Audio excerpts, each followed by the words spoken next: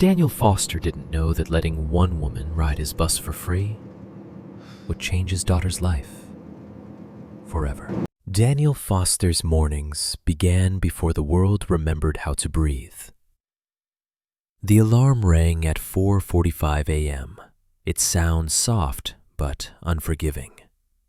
Daniel reached out instantly and silenced it, not because it was loud, but because Mia was sleeping in the next room.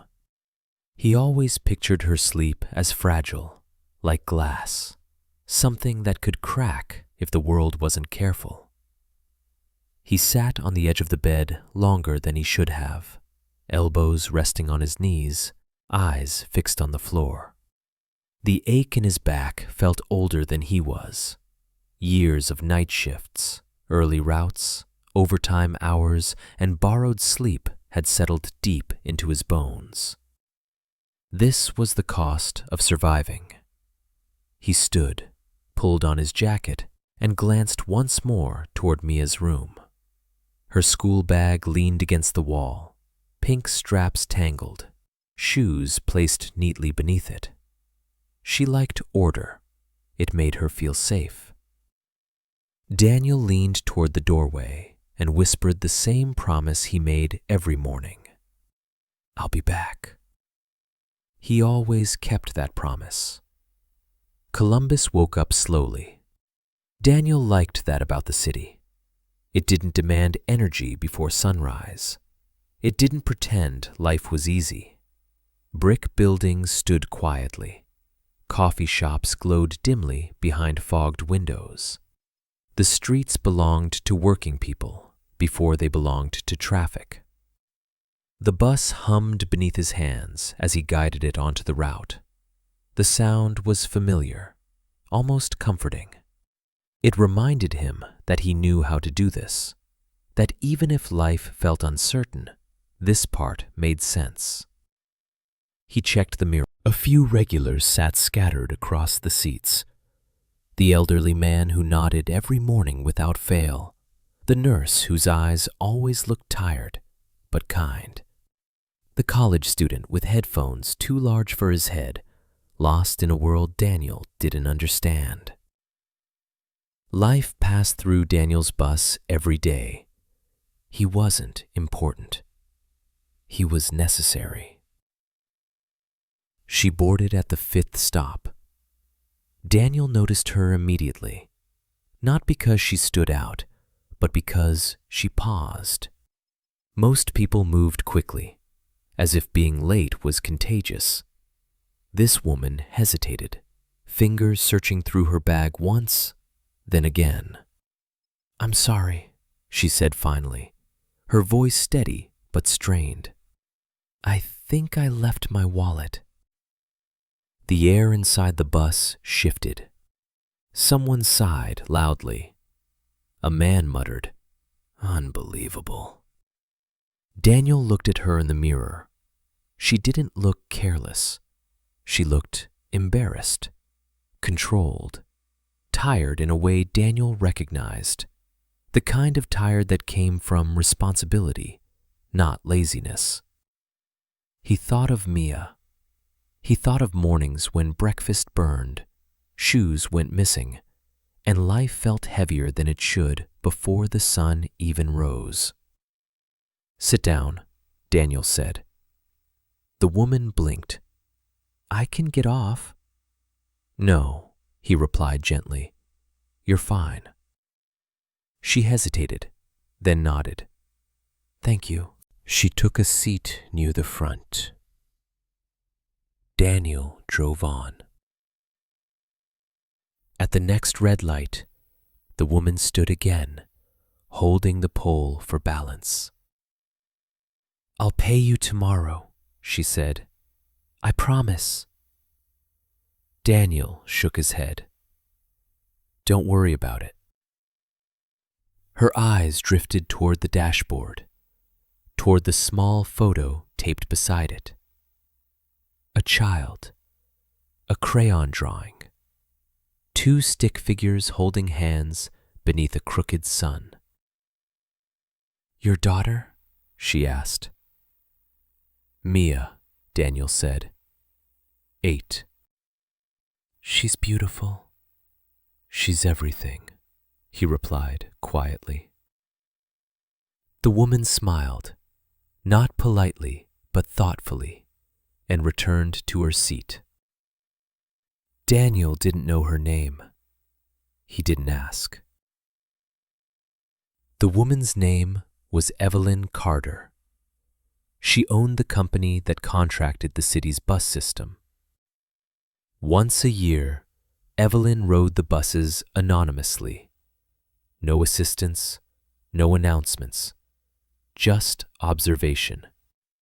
She wanted to remember what the system felt like from the inside. She watched drivers closely. Some were kind. Some were bitter. Some were afraid. Daniel wasn't any of those. He was human.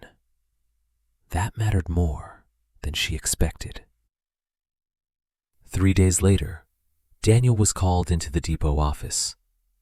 His stomach dropped. Mia noticed his silence that morning. "Are you in trouble?" she asked. "I don't think so," Daniel said, but he wasn't sure. Inside the office sat 2 supervisors and the woman. She stood when he entered. "You let me ride without paying," she said. Daniel nodded. "Yes, ma'am." "Why?" Daniel didn't hesitate. "Because sometimes rules forget people." Silence filled the room. Then Evelyn smiled. "My name is Evelyn Carter," she said, "and I own this company." Daniel froze. "And you," she continued, "are exactly the kind of person we need leading it." Daniel wasn't fired. He was promoted. Route supervisor. Day shifts only. Flexible hours. "But there's more," Evelyn said. She paused. "I'm a single mother too." Daniel looked up. "My daughter's school starts early," she said. "I need someone I trust." She hesitated. "Would you be willing to help? Pick her up, drop her off, on days when I'm stuck?" Daniel nodded slowly. Yes. Evelyn Carter's daughter, Grace, lived in a house that echoed. Not because it was empty, but because it was quiet in the wrong way. The kind of quiet that settled into corners and stayed there. The kind that didn't belong to peace, but to absence. Daniel noticed it the first time he pulled up to the curb outside Evelyn's neighborhood. The houses were large, well kept, lawns trimmed with precision, as if someone had instructed them how to behave. Evelyn stood near the driveway, her phone already in her hand. Beside her stood Grace, backpack nearly as large as her body, straps clutched tightly like anchors. Grace didn't smile when she saw Daniel. She didn't frown either. She just watched. Evelyn leaned toward the passenger window. "Thank you for doing this," she said, her voice low enough that Grace wouldn't hear the weight behind it. Daniel nodded. "Of course." Evelyn opened the back door gently. "Grace," she said, "this is Mr. Foster." Grace glanced at Daniel's eyes in the mirror. "Hi." "Hi, Grace," Daniel replied. "We'll get you there on time." Grace nodded once, as if on time was the only thing she trusted. The first time Grace and Mia shared the back seat, silence filled the space between them. Mia was the kind of child who filled quiet with words. Grace was the kind who protected silence like armor. Daniel picked Mia up first because her school was closer. Mia opened the door, saw Grace, and froze. Daniel expected questions.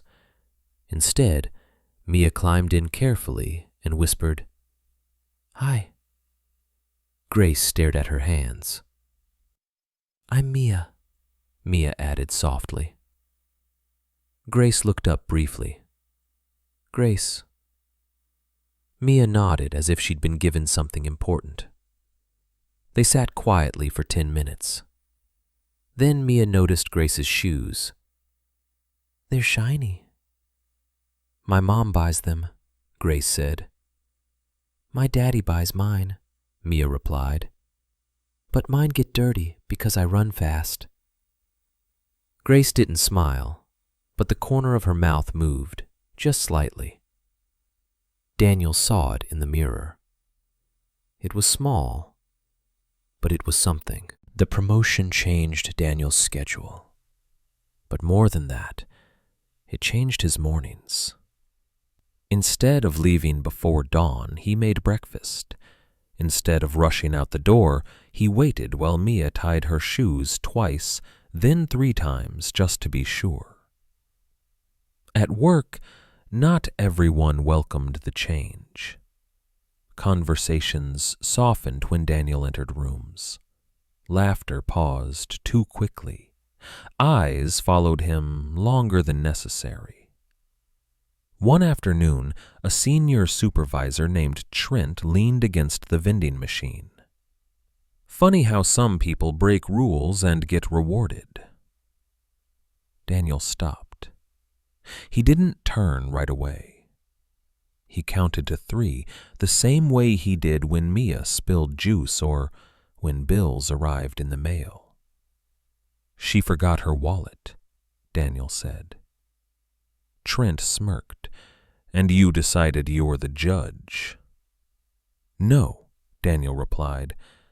I decided I'm human. The room went quiet. Trent laughed, but Daniel saw it. Fear. Not of Daniel, of change. Evelyn called Daniel into her office later that day. Daniel expected caution. Instead, she closed the door. I'm not promoting you to watch you get eaten alive. Daniel straightened. I can handle it. Evelyn studied him, then nodded. I believe you. But I'm setting one rule. Daniel waited. Your schedule stays flexible, she said. Non-negotiable. Daniel frowned. That's not fair to the company. Evelyn's eyes sharpened. It's fair to your child, she said, and fair to mine. Daniel went quiet.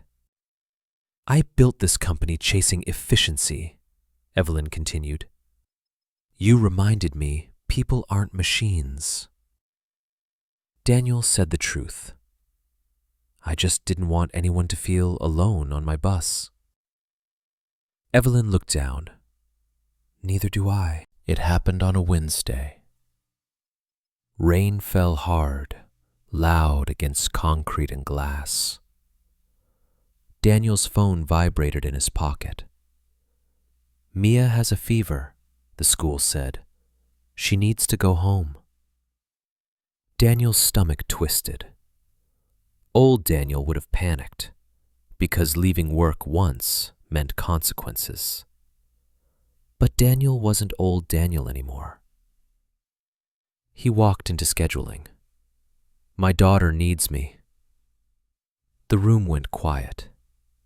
Trent looked up, waiting for someone to stop him. The scheduler nodded. Go. We'll cover. Daniel felt something sting behind his eyes. Relief. That same week, Grace spoke more than usual.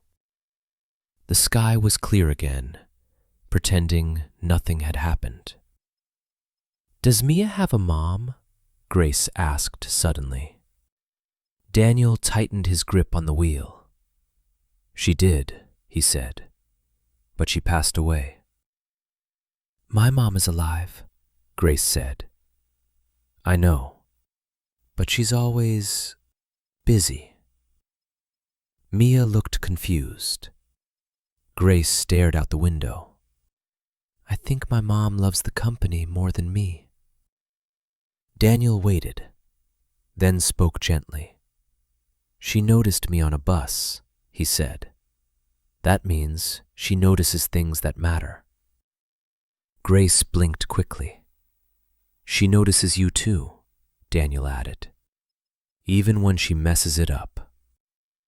Grace didn't answer, but she didn't look as lonely. Friday came. Daniel stood at the back of Mia's classroom. She scanned the room. Then she saw him. Her shoulders straightened. When she read, her voice was louder than ever before. The teacher smiled at Daniel afterward. She talks about you a lot. She's my whole world, Daniel said. She knows. That night, Evelyn called Daniel. Grace talked today, she said, about feelings. Daniel watched Mia draw. She's a good kid. I'm trying, Evelyn said. Trying is good, Daniel replied. Showing up is better. Silence. Thank you. See you Monday, Daniel said. Weeks passed. Then months. The girls became friends. Daniel's life wasn't perfect. Bills still came. Grief still visited. But now, he ate dinner sitting down. Now, he walked Mia to school. Now, he had time. And every time someone hesitated at his bus door, embarrassed, unsure, Daniel remembered.